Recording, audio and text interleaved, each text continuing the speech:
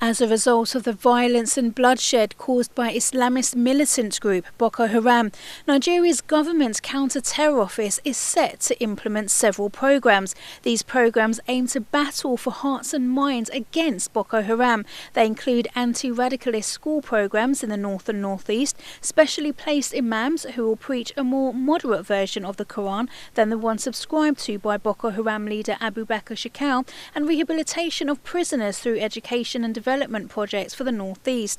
But is it too little too late? In the northern Nigerian city of Kaduna, Masker Road Islamic School teaches a creed that condemns the violent ideology of groups like Boko Haram. The school teaches tolerance to its pupils, a message that the government is set to adopt and use as part of a new strategy for containing Boko Haram. What is happening in Maiduguri is a total and complete misunderstanding of Islamic religion. What we see them is that the way of life, morals, conduct, etiquette of how our Prophet lives his life and his companions. Our Prophet is compassionate, the most compassionate human being ever in this world. He lived together with the non-Muslims in Medina during his life. The group has killed thousands in a 5-year campaign for an Islamic state, and their reign of violence has also included the abduction of over 200 girls from their school in Chibok in April. Quranic schools like Masker Road will be a pillar of the strategy being launched in September to counter Boko Haram's ideology. The aim is to win over the hearts and minds of young Nigerians.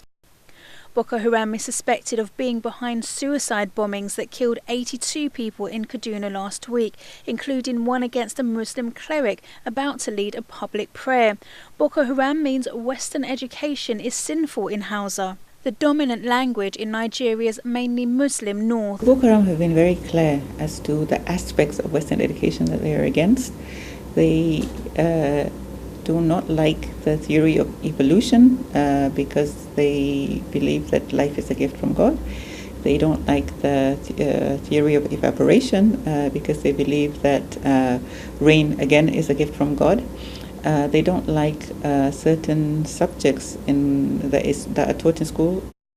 A parallel economic programme also funded by the NSA's budget will address the chronic poverty seen as a major driver of the insurgency.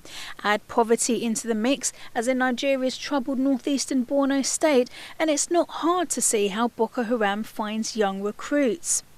One of the things that Boko Haram capitalizes on is the suppression of independent thought. So even as a recruitment tool, they would rather have young people that cannot think for themselves or cannot think deeply, because therefore it's much easier for them to imbibe that single narrative or that ideology. Taking issue with Boko Haram's ideology will work only if the government can draw disaffected youth away from the AK-47. Parts of Nigeria that are completely besieged by the insurgents are off limits, but there are other vulnerable areas where the programme can be established.